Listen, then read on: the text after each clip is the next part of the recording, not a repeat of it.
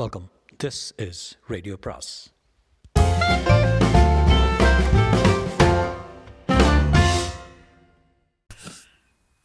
அனைவருக்கும் அன்பு வணக்கம். கற்றதும் பெற்றதும் அடுத்த அத்தியாயம் எப்படி இருக்குன்னு பார்ப்போம். Holi Holi jolly jolly. ஹோலி பண்டிகை தமிழ்நாட்டில் அதிகம் கொண்டாடப்படுவதில்லை. சவுகார்பேட்டை சேட்டுகளோடு இந்த வண்ண ரகளை முடிந்துவிடும். புனேவில் ரேவ் பார்ட்டி பற்றி படித்திருப்பீர்கள். நான் அலகாபாத்திலும் டெல்லியிலும் இருந்தபோது 1959 இதன் வீரியத்தை உணர்ந்திருக்கிறேன். அலகாபாத்தில் சிவில் ஏவியேஷன் வேலை கிடைத்ததும் விமான போக்குவரத்து கட்டுப்பாட்டில் பயிற்சி பெற அனுப்பியிருந்தார்கள். பம்ரோலி என்ற ஊருக்கு வெளியே இருந்த விமான நிலையத்தில் 6 மாதம் தங்கி பயிற்சி, சில மணி நேரம் குட்டி பிளேன் ஓட்டவும் கற்றுக் கொடுத்தார்கள். எங்களுடன் பைலட் ட்ரைனிங்களுக்கான மாணவர்களும் இருந்தார்கள். அவர்களுக்கு பைலட் லைசன்ஸ் கொடுக்க தீவிர பயிற்சி அளிக்கப்பட்டது. அப்போதெல்லாம் மெட்ரிக் வரை படித்தால் கூட போதும், பைலட் பயிற்சியில் சேரலாம். குறும்புக்கார இளைஞர்களான அவர்கள்தான் ஹோலி நிறைய விளையாடுவார்கள். கொஞ்சம் முரட்டு ரக ஹோலி. அவர்களை கண்டால் ஒதுங்கி போவோம். ராகிங் பண்ணும்போது நம்முடைய டூத் பேஸ்ட்டே எடுத்து நம்முடைய ஆசன வாயில் செலுத்துவார்கள். மேல் விவரம் வேண்டாம். பெரிய இடத்து பிள்ளைகள், அந்த காலனியில் குடியிருந்த அழகான மனைவிகள் தான் அவர்கள் இலக்கு. ஹோலி ஒரு பைத்தியக்கார கொண்டாட்டம். ஆளாளுக்கு வித்தியாசம் தெரியாமல் சர்க்கஸ் கோமாளிகள் போல யார் வேண்டுமானாலும் யாரை வேண்டுமானாலும் வண்ணப்பொடி வைத்து தடவி பார்க்கலாம். இதில் பாங் என்ற ஒரு மரியானா ரக மவ்வா சமாச்சாரம் அலகாபாத்தில் பிரசித்தம். சாப்பிட்டால் நான் நீ ஆகி உலகமே பளிச்சென்று வெளிச்சமாக தெரியும். எல்லா சத்தங்களும் போஸ் நாய்ஸ் கேன்சலேஷன் ஹெட்ஃபோனில் போல துல்லியமாக கேட்கும். அந்த இளைஞர்கள் பாங் போட்டுவிட்டு காலையில் திக்விஜயம் புறப்படுவார்கள். கேட்க வேண்டுமா? குறிப்பாக நேவிகேஷன் இன்ஸ்ட்ரக்டர் ஒருவரின் மனைவியும் மச்சினியும் தளதளவென்று இருந்தார்கள். அவர்களுக்கு வண்ணம் பூசத்தான் கடும் போட்டி. பக்கத்தில் இருந்த பாட்டியை ஒரு கவனிக்கவில்லை. பாபி பாபி என்று மாற்றி மாற்றி அந்த மனைவிகளுக்குத்தான் ஹோலி. அவர்களும் சிரித்து கொண்டே சகித்து கொண்டார்கள். பெருந்தன்மையை இழக்காமல் அந்த இளைஞர்களின் உற்சாக மீறல்களை சமாளித்து அத்தனை பேருக்கும் இனிப்பு வழங்கினார்கள். இவளல்லவோ பெண்மணி என்று வியந்து மணந்தால் உன்னைத்தான் என்று சத்தியமெல்லாம் பண்ணிய அத்தனை பேருக்கும் கட்டாயமாக பர்ஃபி கொடுத்து அனுப்புவதற்குள் போதும் போதும் என்றாகிவிட்டது. மத்தியானம் அந்த இளைஞர்கள் ஒருவன் கூட வெளியே வரவில்லை. பங்கி அடித்துவிட்டு தூங்குகிறார்களோ என்று பார்த்தால் அனைவரும் பாத்ரூம் வாசல்லையே காத்திருந்தார்கள். அத்தனை பேருக்கும் பேதி. அந்த பெண் சாயங்காலம் வந்து, பையா எப்படி இருக்கிறீர்கள், இனிப்பு எல்லாம் எப்படி இருந்தது என்று கண் சிமிட்டி கொண்டே விசாரித்தாள். அவள் புன்னகையில் அர்த்தம் இருந்தது. டெல்லியில் ஹோலி பண்டிகையின் போது தென்னிந்தியர்கள் அதிகம் வசிக்கும் கரோல்பாகில் பெரும்பாலும் மாடியிலிருந்து வேடிக்கை தான் பார்ப்போம். திடீரென்று கை வெடிகுண்டு போல கலர் தண்ணீர் நிரப்பிய பலூன்கள் எதிர்பாராத திசைகளிலிருந்து வந்து மார்பில் சொடேல் என்று மோதும். ஜாக்கிரதையாக இருக்க வேண்டும். இப்போதெல்லாம் பலூனுக்குள் கலர் தண்ணீர் மட்டுமின்றி ஊதல், கோலி குண்டு போன்ற பிற பொருட்களும் சேர்த்து அனுப்புகிறார்கள் என்று கேள்வி. என் மனைவி ஜப்பானிய பாஷை பரீட்சை எழுதி பாஸ் செய்து விட்டால் நாமும் ஏதாவது செய்ய வேண்டும் என்று தமிழில் எம்ஏ கரஸ்பாண்டன்ட் சேரலாம் என்று யோசித்தேன். தற்செயலாக பொதிகை டிவியில் +2 தமிழ் வினாத்தாள் படித்து காட்டிக் கொண்டிருந்தார்கள். அந்த வினாக்களுக்கு முதலில் விடை தெரிகிறதா என்று பரிசோதித்தேன். வியங்கோள், வினைமுற்று, குற்றியலிகரம், ஐகார குறுக்கம், சான்ஸே இல்லை. என்ன செய்வது? இந்த வருஷத்துக்குள் ஏதாவது செய்ய வேண்டுமே. அதனால் ஒரு எளிய ஆங்கிலம் தமிழ் அகராதி தயாரிப்பது என்று தீர்மானித்து ஏவில் ஆரம்பித்து அனரெக்ஷியா, பசியின்மை, ஒல்லியாக விருப்பம் வரை வந்திருக்கிறேன். வருஷ இறுதிக்குள் முடித்து விடுவேன். தமிழமே அது கிடக்கட்டும். இதனிடையே பரீட்சை இல்லாமல் எனக்கு முனைவர் பட்டம் தர விரும்பும் பல்கலைக்கழகங்கள் விண்ணப்பிக்கவும். ஜோக்ஸ் அப்பாட், இதற்கு முன் ஒரு தடவை பெங்களூரில் வேலையில் இருந்தபோது சென்னை ஐஐடியில் ஆட்டோமேட்டிக் டெஸ்டிங்கில் ஒரு எம்எஸ் பண்ணுவதற்கு விண்ணப்பித்திருந்தேன். 6 மாதம் தங்கியிருந்து மற்ற தேவைகளை வேலையில் இருந்தபடியே முடிக்கக்கூடிய திட்டம். அதற்கான இன்டர்வியூ, என்ட்ரன்ஸ் டெஸ்ட் எல்லாம் இருந்தது. பேராசிரியர் முத்துகிருஷ்ணன், மகாபலா போன்றவர்கள் என்னை பரிசோதித்து பார்த்து சம்மதம் தெரிவித்தார்கள்.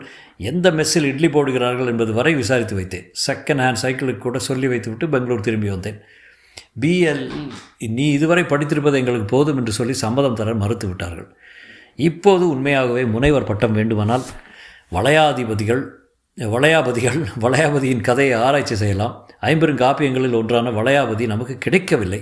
புறத்திரட்டு என்னும் பிற்காலத்து நூலில் எடுத்துக்காட்டாக 66 பாடல்களும், அடியார்க்கு நல்லாரின் சிலப்பதிகார உரையிலும், தொல்காப்பியத்தின்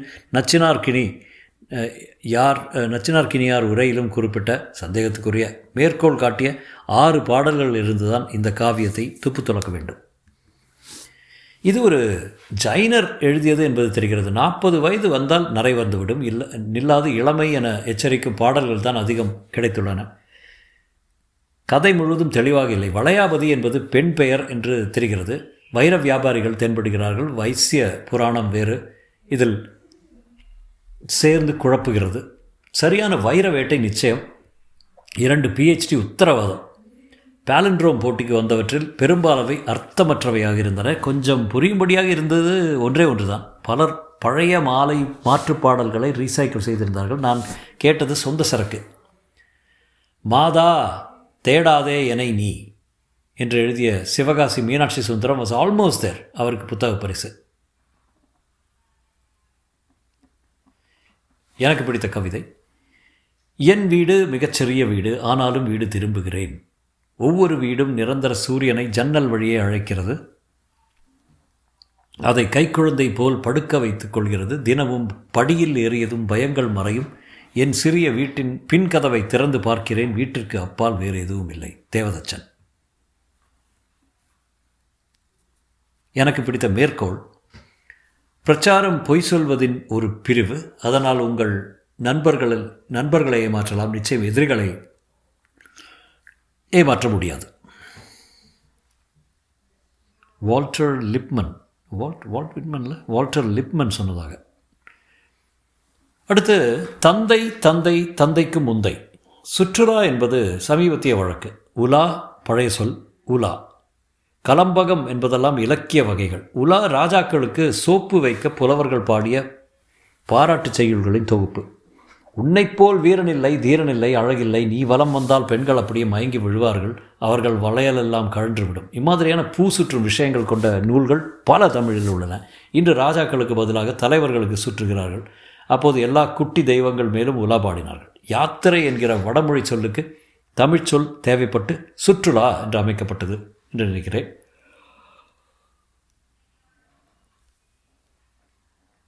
அரசின் அங்கீகாரம் பெற்று ஒரு இலாக்காவது இது நிலைத்துவிட்டது.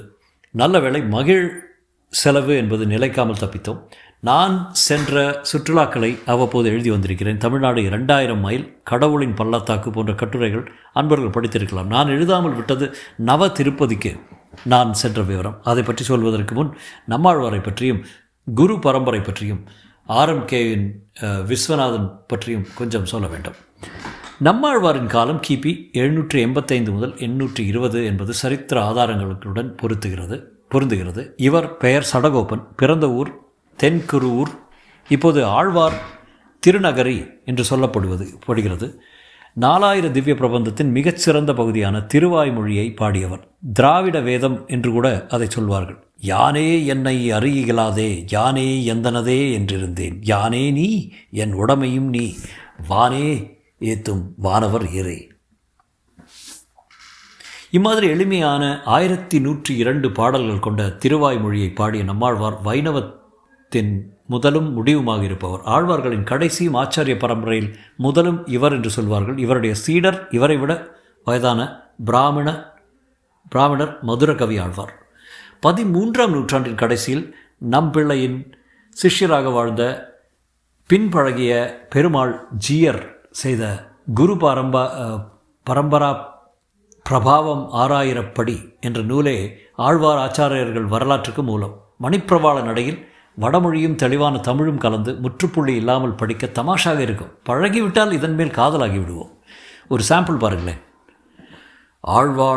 ஆழ்வார்கள் எல்லாரையும் அவயவ பூதராக உடைய நம்மாழ்வார் திருவவதார கிரமம் எங்கனே என்னில் வண்டலம்பும் சோலை வழுதிவள நாட்டிலே கங்கா நதி சகல நதிகளிலும் உத்திர ருஷ்டமாக சொல்லப்பட்டிருப்பதான தாமிரபரணி என்னும் பெருணையாற்றின் கரையிலே ஸ்ரீநகரி என்று பிரக்யாத்தியமான நல்லார் நவில் குருவூர் நகருக்கு நிர்வாகரான இவ்வாழ்வார் தாமே எந்தை தந்தை தந்தை தந்தை தந்தைக்கும் முந்தை என்றருளி செய்கையாலே ஏழாட்காலும் புறந்தொழாமே குடியாட் செய்யும் தொண்டக் குலத்தில் பிறந்து ஏழாட்காலும் பழுப்பிலாரை இருப்பார் எங்கனே எண்ணில்.